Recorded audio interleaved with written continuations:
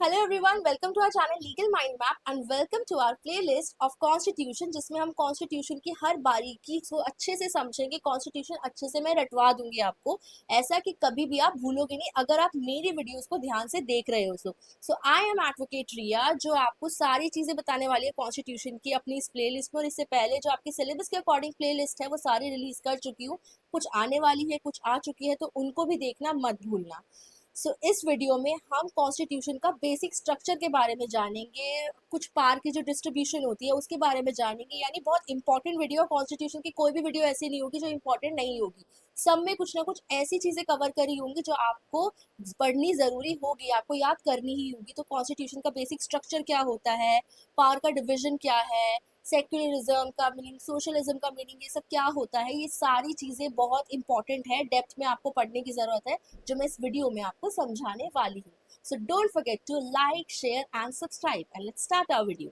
सबसे पहले हम इसमें अंडरस्टैंड करते हैं बेसिक स्ट्रक्चर डॉक्ट्राइन। ठीक है, बेसिक स्ट्रक्चर डॉक्ट्राइन को आपको समझना बहुत इंपॉर्टेंट है, बहुत ज़्यादा इंपॉर्टेंट टॉपिक है ये। देखो, अगर मान लो एक बुक है, ठीक है, एक बुक है, उसमें ना लाइक वो बहुत पुरानी बुक लिखी हुई है। अब आपको लगता है आपको उसके अंदर कुछ चेंजेस करनी है, हो सकता है आपको कुछ चीज़ें डिडक्ट करनी हो और कुछ चीज़ें ऐड करनी हो आज के हिसाब से या कुछ भी। तो आप उस बुक को चेंज नहीं कर सकते, आप उस बुक को रीप्रिंट नहीं कर सकते हो, एक नई बुक नहीं बना सकते हो। आपको जो भी चेंजेस करने हैं, आप उस बुक की जो भी एम्प्टी स्पेस हो या जो भी जिस भी तरीके से आप उस बुक के अंदर ही चेंजेस करेंगे। ऐसा भी नहीं कर सकते हो आप कि आपने उस बुक में जो पहले सब लिखा हुआ था उसको इरेज कर दिया, किसी भी तरीके से उसे रिमूव कर दिया। You can not change the book and you can not change the things which are written. जो फर्स्ट टाइम उस बुक में लिखी हुई है वो चीजें आप चेंज नहीं कर सकते, दैट इज इम्पॉसिबल। एंड आप उसके अंदर जो भी आपको फील होता है कि हाँ ये ठीक है, नई चीजें ऐड कर सकते हो, वो पॉसिबल है। तो यही होता है basic structure of Indian constitution, कि आप कॉन्स्टिट्यूशन का बेसिक स्ट्रक्चर चेंज नहीं कर सकते। मैं एक और एग्जांपल देती हूँ क्योंकि ये टॉपिक बहुत इंपॉर्टेंट है। आपने जब एक घर बनाया है, उस घर के अंदर आप काफी चीजें मॉडिफाई कर सकते हो। जैसे फॉर एग्जांपल आपने उसका इंटीरियर चेंज कर दिया, उसकी कुछ सेटिंग चेंज कर दी, फर्नीचर इधर उधर शिफ्ट कर दिया आपने, लेकिन you can not change the basic structure, कि वो घर का मैप कैसे बना हुआ था, वो घर कैसे बना हुआ था, वो तोड़ फोड़ आप नहीं कर सकते, वो आपको अलाउड ही नहीं है। सो वो हुआ basic structure. So this is called the doctrine, the basic structure doctrine in Indian constitution, कि आप कॉन्स्टिट्यूशन का बेसिक स्ट्रक्चर चेंज नहीं कर सकते हो। आप उसके अंदर करेक्शन कर सकते हो, नई नई चेंजेस लेके आ सकते हो, बट जो रियलिटी में कॉन्स्टिट्यूशन बना था स्टार्टिंग में, उसे नहीं रिमूव कर सकते, टोटली उसे हटा के एक नया कॉन्स्टिट्यूशन नहीं लेकर आ सकते। This you have to remember. So the basic structure doctrine means that certain core features of the constitution cannot be altered or destroyed by the parliament. कोई भी उसे alter नहीं कर सकता, कोई भी उसे destroy नहीं कर सकता पार्लियामेंट के थ्रू, पार्लियामेंट थ्रू अमेंडमेंट्स। ठीक है, अमेंडमेंट क्या होती है? अमेंडमेंट होते हैं चेंजेस, करेक्शन। फॉर एग्जाम्पल, मान लो मुझे यहाँ पे कुछ भी, मुझे यहाँ पे वॉट की जगह चेंज करके मुझे यहाँ पे वाई लिखना है। ठीक है, ये आपको मुझे दिख नहीं रहा होगा। ठीक है, so let me see the colour. Yes, okay. So यहाँ पे अगर मुझे वॉट को काट के मुझे वाई लिखना होगा, तो ये हो गया मेरा करेक्शन एक तरीके का। ठीक है, मतलब of course that is wrong, मैं आपको एग्जांपल दे रही हूँ। अगर मैं कुछ करेक्ट कर रही हूँ, कोई चीज नहीं ऐड कर रही हूँ, कि मुझे लगता है कि ये चीज जरूरी है आज के हिसाब से, वो अमेंडमेंट होती है। बट आप उस अमेंडमेंट के थ्रू ये नहीं कि पुरानी चीजों को डिस्ट्रॉय कर दो। So it acts as a constitutional safeguard to protect. ये कैसे एक्ट करते हैं? कॉन्स्टिट्यूशनल सेफ गार्ड की तरह प्रोटेक्ट कर एक्ट करता है, कि आपकी डेमोक्रेसी को प्रोटेक्ट करता है, कॉन्स्टिट्यूशन की मोरालिटी को। वरना आज की गवर्नमेंट जिस तरीके से चल रही है, उनका बस चले वो किसी भी तरीके से कैसे भी चेंजेस कर दे और लोगों को उनकी बात सुननी पड़े, जो पार्टी रूलिंग है। तो ऐसे इसीलिए इस रूल को बनाया गया कि कोई भी अपनी पावर का मिसयूज ना कर पाए और कॉन्स्टिट्यूशन को चेंज ना कर पाए, बिकॉज सब कॉन्स्टिट्यूशन के सर्वेंट है एक तरीके से। सबको कॉन्स्टिट्यूशन में जो लिखा है वो चीज अटल है, उसको मानना ही पड़ेगा, उसको आप चेंज नहीं कर सकते, आप कितने भी बड़े गवर्नमेंट के पार्ट क्यों ना हो। Now origin of the doctrine. अब ये डॉक्ट्राइन कैसे आया था? बहुत इंपॉर्टेंट है। The doctrine was evolve by the Supreme Court of India in Kesavananda Bharati versus state of Kerala 1973, ये डॉक्ट्राइन आया था केशव नंदा भारती केस से। अगर आपको ये केस अभी तक नहीं पता तो अब जान लो और इसके बाद इसे हमेशा के लिए रट लो। You are a law student, ये केस नहीं आता तो आपको लॉ में कुछ नहीं आता है। So the court held that article 368 gives parliament power to amend.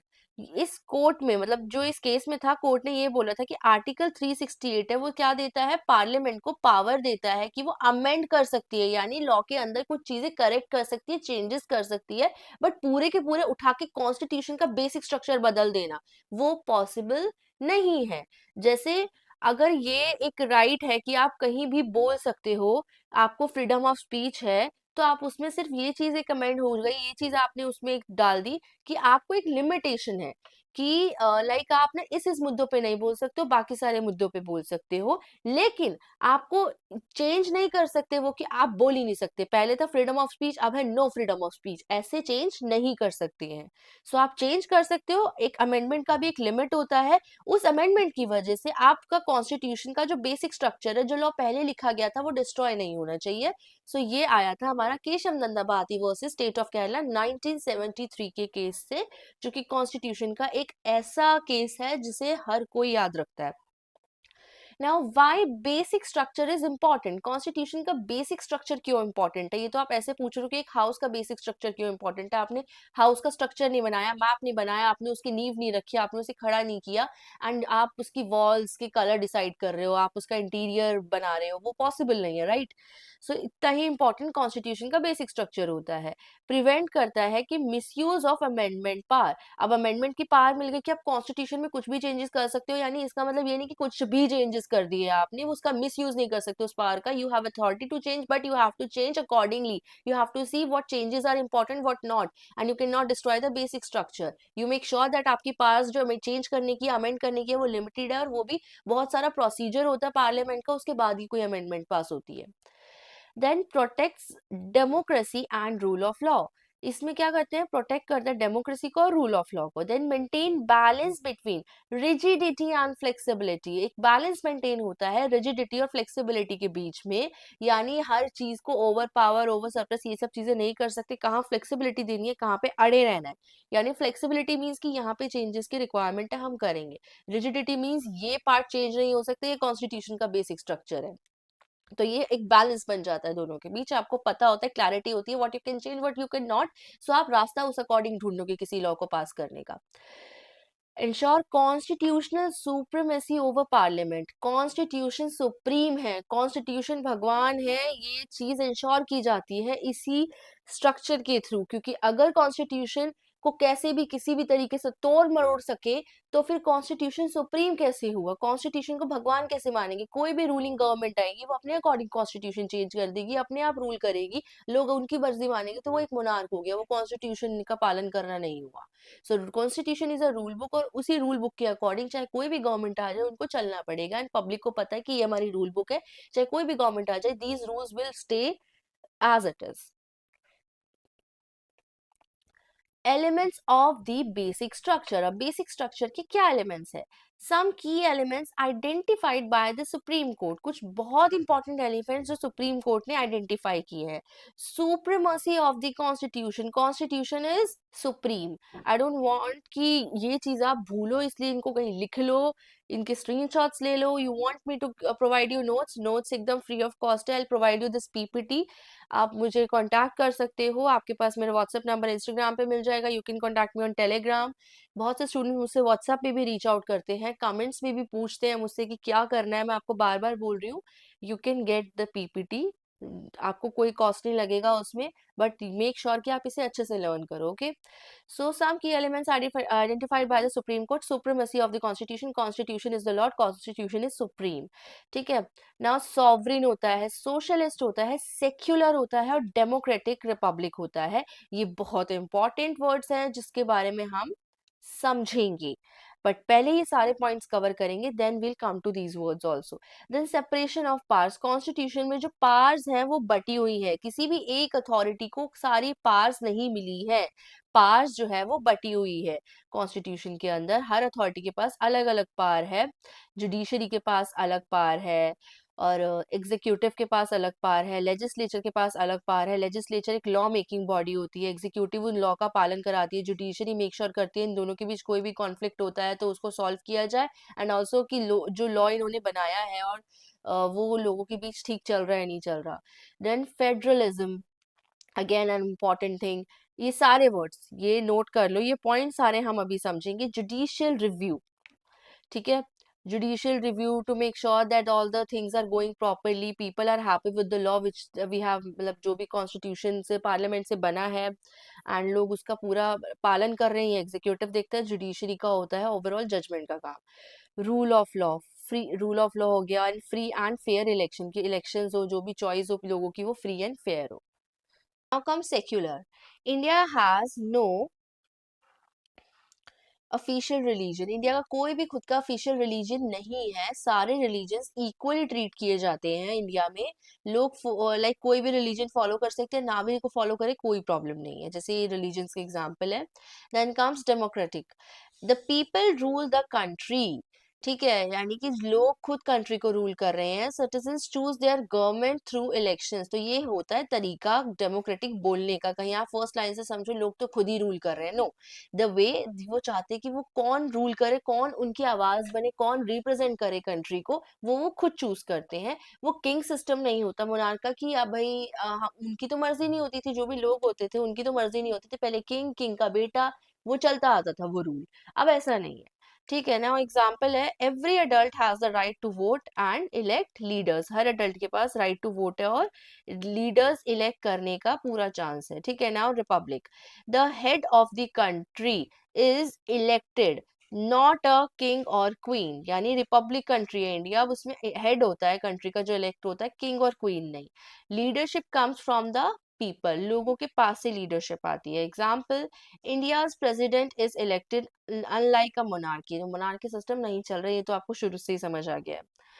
Now federalism, ठीक है, मैंने आपसे कहा था, मैंने कुछ वर्ड चूज किए थे जिसमें ये थे एंड दीज वर्ड, तो मैंने आप में ये समझा दिया था, मैंने इसको, ये मैंने आपसे कहा था मैं समझाऊंगी। सेपरेशन ऑफ पावर ऑलमोस्ट मैंने आपको समझा दिया था। फेडरलिज्म मैंने आपसे कहा था मैं एक्सप्लेन करूंगी। Judicial review I have explained, rule of law I will explain, and free and fair election मैंने आपको एक्सप्लेन कर दिया था। सो अब आ जाते हैं हम फेडरलिज्म पे।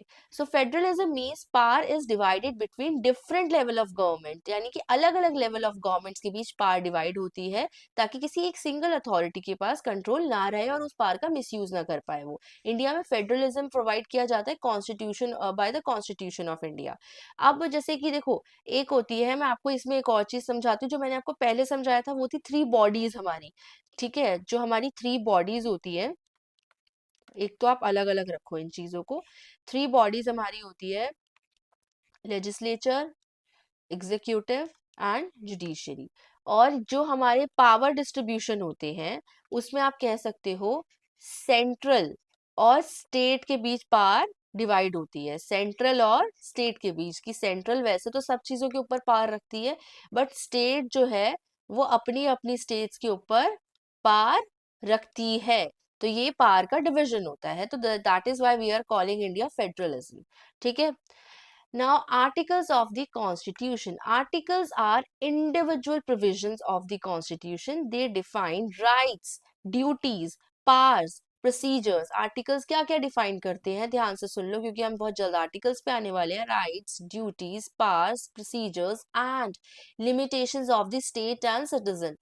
Currently there are about 448 articles. ये हमारे articles है, number of articles I'm talking about.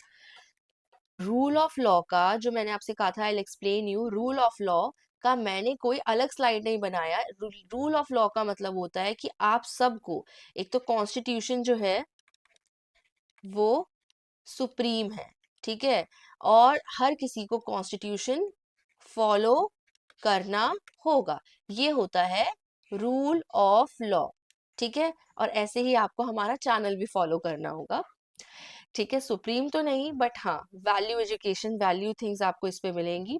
आगे बढ़ते हैं अब हम। Parts of the Constitution. The Constitution is divided into parts for systematic arrangement. जो Constitution है वो डिवाइड होता है पार्ट्स फॉर, एक मतलब कुछ पार्ट्स में डिवाइड कर रखा है, एक सिस्टमैटिक अरेंजमेंट, ताकि आपको प्रॉब्लम ना आए समझने में। अब कॉन्स्टिट्यूशन के कितने पार्ट्स होते हैं, 25 पार्ट्स, ठीक है। और हर एक पार्ट डील कर रहा है काफी बड़े सब्जेक्ट से, हर एक पार्ट में काफी कुछ है। जैसे कि एग्जाम्पल है, ये हमारा एक फंडामेंटल राइट हमारा पार्ट 3 है, जो कि बहुत इंपॉर्टेंट है। डीपीएसपी डायरेक्टिव प्रिंसिपल हमारा पार्ट 4 है, ये भी इंपॉर्टेंट है। जुडिशरी का हमारा एक पार्ट है, पार्ट 5, 5th एंड पार्ट 6। सो ये एग्जाम्पल है, ये सारे पार्ट्स नहीं है, ये एग्जाम्पल है कुछ पार्ट्स के जो इंपॉर्टेंट है, ठीक है। नाउ स्केड्यूल्स क्या होते हैं कॉन्स्टिट्यूशन में? Schedule of the constitution, schedules provide detail list and classification. अब स्केड्यूल में क्या होता है? There are 12 schedules. कितने स्केड्यूल्स होते हैं हमारे? 12, ठीक है। जिसमें 7 स्केड्यूल फॉर एग्जाम्पल बात करता है यूनियन स्टेट एंड को करेंट लिस्ट की, 8 स्केड्यूल बात करता है ऑफिशियल लैंग्वेज की, और 10 स्केड्यूल बात करता है एंटी डिफेक्शन लॉस की। तो जिसमें अलग अलग से जहाँ लॉस पे डिस्कशन चाहिए होता है, तो वहाँ पे स्केड्यूल्स हमारे काम आते हैं, जो अच्छे से बात करते हैं सारी चीजों की। देन हमारा आता है कॉन्स्टिट्यूशनल अमेंडमेंट्स। अमेंडमेंट्स मैं आपको पहले भी समझा चुकी हूँ, फिर दोबारा समझाती हूँ, जो कि होती है amendments are changes made under article 368। Amendment वो चेंजेस होते हैं जो आर्टिकल 368 के अंडर किए जाते हैं। India has more than 105 constitutional amendments. India के पास 105 से ज्यादा कॉन्स्टिट्यूशनल अमेंडमेंट्स है। And how ever amendments can not violate the basic structure. ये बड़ा इंपॉर्टेंट रूल है कि अमेंडमेंट करते टाइम ये ध्यान रखना पड़ेगा कि वो कॉन्स्टिट्यूशन का बेसिक स्ट्रक्चर वायलेट ना करे। Now landmark judgment related to basic structure, basic structure के रिलेटेड लैंडमार्क जजमेंट, जैसे कि केशव नंदा भारती 1973 का ये जो केस है बहुत इंपॉर्टेंट है। Then Indira Gandhi versus Raj Narayan 1975 cases, ये सब हम अपने आने वाले टाइम में डिस्कस करेंगे। वैसे आप अगर पहली बार कॉन्स्टिट्यूशन नहीं पढ़ रहे हो तो ये केसेस हो ही नहीं सकता आपको आते ना हो, लेकिन अगर आप पहली बार पढ़ रहे हो तो मेरे साथ पढ़ना, ये सारे केसेस अच्छे से समझाए जाएंगे। Then Minerva Mills versus Union of India 1980 and IR Coelho versus State of Tamil Nadu 2007. All the cases are very, very, very important. ठीक है।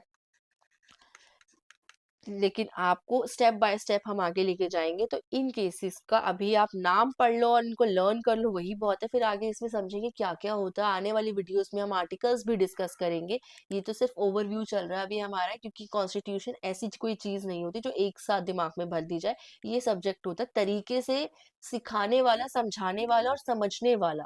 तो प्लीज भागा दौड़िए, जल्दबाजी मत करना इस सब्जेक्ट को समझने के लिए। कोई डाउट हो तो कमेंट सेक्शन में बता देना, और अच्छे से मन लगा के पढ़ना इस सब्जेक्ट को। बहुत अमेजिंग सब्जेक्ट है और लॉ इसके बिना अधूरी है। Now basic structure versus parliamentary sovereignty. Parliament is powerful but not supreme. Parliament powerful है क्योंकि वो अमेंडमेंट की ताकत रखता है, लॉज बनाने की ताकत रखता है, बट वो सुप्रीम नहीं है। सुप्रीम कौन है? Constitution.